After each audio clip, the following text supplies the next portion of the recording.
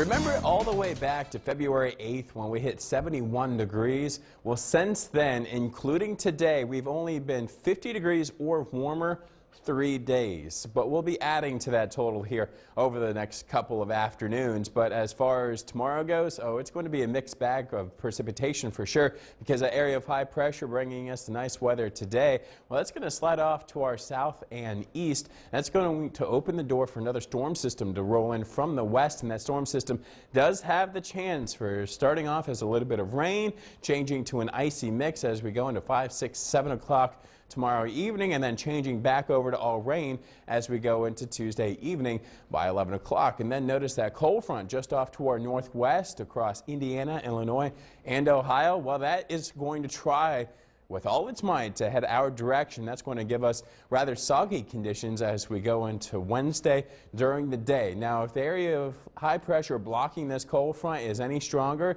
this precipitation field could be a little bit more to the northwest. That opens the door for us to be a little bit warmer on Wednesday, so keep that in the back of your mind. But anyway, as we go into Wednesday late afternoon and into the early evening hours, the rain will be over the top of us, but look at that snow on the backside of that cold front. That snow is going to be over the top of us as we go out and about early Thursday morning. So kind of a roller coaster ride here with 39 degrees. That's all we'll manage for your Tuesday afternoon.